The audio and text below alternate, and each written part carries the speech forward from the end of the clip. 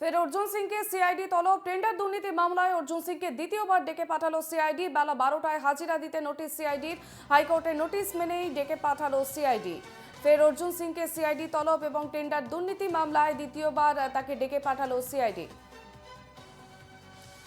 আমাদের সঙ্গে সরাসরি রয়েছেন আমাদের প্রতিনিধি সুস্মিত মজুমদার। সুস্মিত, অর্জুন সিংকে সিআইডি তলব এবং এই নিয়ে দ্বিতীয়বার তলব।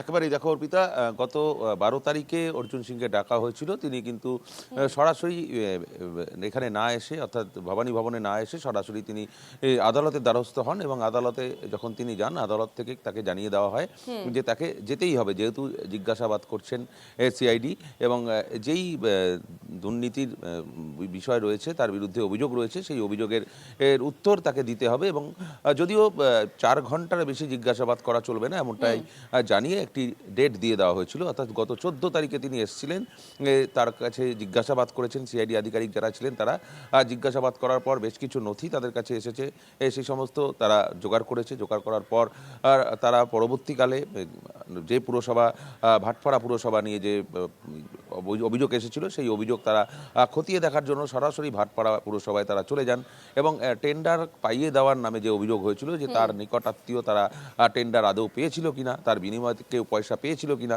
সমস্ত বিষয়ে তারা খতিয়ে দেখেন এবং অর্জুন সিংকে জিজ্ঞাসাবাদ করে যা পাওয়া গিয়েছে এবং তারা তদন্ত করে যা পেয়েছেন তার মধ্যে বিস্তর অসঙ্গতি পেয়েছেন এবং সেই অসঙ্গতি পাওয়ার কারণে ফের কিন্তু আজকে আবার তাকে ডাকা হয়েছে।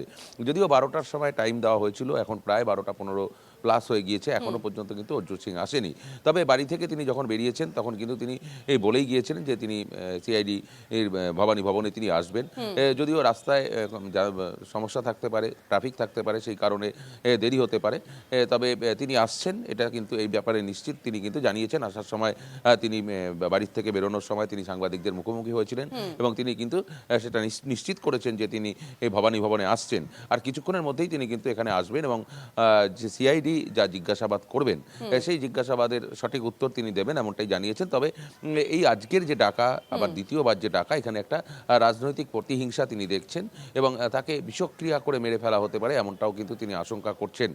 সেই কারণে গতদিনই তুমি দেখেছো, গতদিনই যখন এসেছিলেন তিনি, তখন কিন্তু তিনি তার নিজের জল পর্যন্ত ক্যারি করে নিয়ে এসেছিলেন। অর্থাৎ তিনি এই ভবানী ভবনের জলও পর্যন্ত স্পর্শ করবে না, এমনটাই কিন্তু তিনি জানিয়েছিলেন যে তাকে বিষক্রিয়া করে মেরে ফেলা হতে পারে। তার কারণ সামনে নির্বাচন রয়েছে, বিধানসভা নির্বাচন। সেই বিধানসভা নির্বাচনে অনেকটাই পিছনে রয়েছে তৃণমূল, এমনটা মনে করছেন অর্জুন সিং এবং সেই কারণে অর্জুন সিং পথের কাঁটা হয়ে দাঁড়িয়েছে। অর্জুন সিংকে সরিয়ে দিলে তাদের অনেকটা পথ সুগম হবে, এমনটাই মনে করছেন অর্জুন সিং। সেই কারণে নজর রাখো এই ঘটনায়। আপাতত ধন্যবাদ।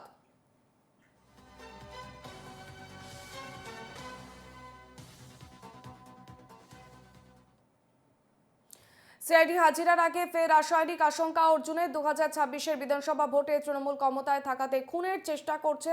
বিরোধী দলনেতা শুভেন্দুকেও বিষাক্ত রাসায়নিক দিয়ে খুনের চক্রান্ত করছে রাজ্য সরকার। সিআইডি সম্মেলনের পরই ফের বিস্ফোরক অর্জুন সিং। রাজনৈতিক প্রতিহিংসার জন্যই মিথ্যা মামলায় বারবার তলব, এমনটাই অভিযোগ তুলেছেন অর্জুন সিং।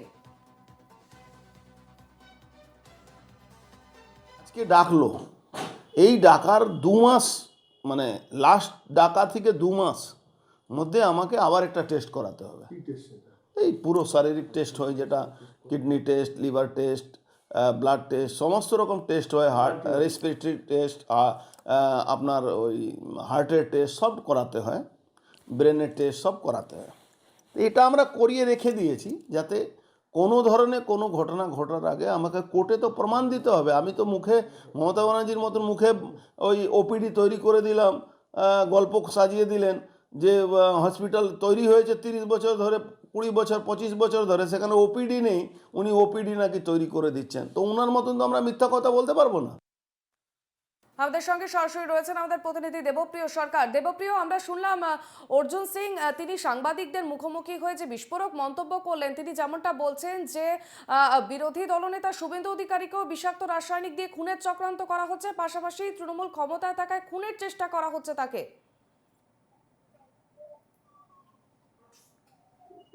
একদমই 2026 বিধানসভা নির্বাচনে তৃণমূলের জয়ের পথের কাঁটা কিন্তু হতে পারে রাজ্যে বিরোধী দলনেতা শুভেন্দু অধিকারী এবং ব্যারাকপুরের প্রাক্তন সাংসদ অর্জুন সিং।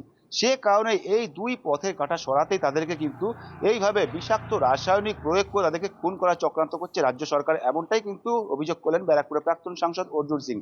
এবং 2026 বিধানসভা নির্বাচনে তৃণমূল কোনোভাবেই ক্ষমতায় আসতে পারবে না তাদের তাদের প্রাণ থাকতে, এবং এই এমনটাই কিন্তু অভিযোগ করেছেন। এবং তিনি যে 14ই নভেম্বর যে সিআইডি তলবে গিয়েছিলেন ভাটপাড়া পৌরসভার যে 4 কোটি টাকার আর্থিক দুর্নীতি, সেই আর্থিক দুর্নীতি তদন্ত করতে 14ই নভেম্বর সিআইডি দপ্তরে গিয়েছিলেন, তখনই কিন্তু আশঙ্কা প্রকাশ করেছিলেন তাকে এইভাবে বিষাক্ত রাসায়নিক প্রয়োগ করে তাকে খুন করার চক্রান্ত হতে পারে এবং সেটা কিন্তু খুব ধীর গতিতে তার মৃত্যু হতে পারে, এমনটাই কিন্তু তিনি আশঙ্কা প্রকাশ করেছিলেন। কেননা এই রাসায়নিক তার শরীরে প্রয়োগ করা হলে আগামী 3 থেকে 6 মাসের মধ্যে তার মাল্টি অর্গান ফেলিওর হয়ে তার মৃত্যু হতে পারে, এমনটাই আশঙ্কা করা হচ্ছে।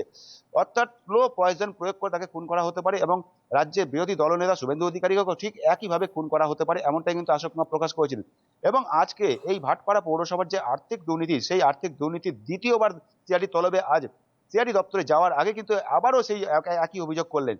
সব মিলিয়ে এই একদিকে যেমন আর্থিক দুর্নীতি তদন্তে সিআইডির তলবে কি তথ্য উঠে আসে সেটা দেখার বিষয় রয়েছে, তার পাশাপাশি তার এই অভিযোগ তাকে খুন করার চক্রান্ত এবং রাজ্যের বিরোধী দলনেতা শুভেন্দু অধিকারী খুন করার চক্রান্ত, এই যে এই চক্রান্ত করছে রাজ্য সরকার, তাও কিন্তু রাজনৈতিকভাবে কিন্তু যথেষ্টই কিন্তু সাড়া ফেলেছে ব্যারাকপুর শিল্পাঞ্চল জুড়ে এবং রাজ্য জুড়ে তো বটেই।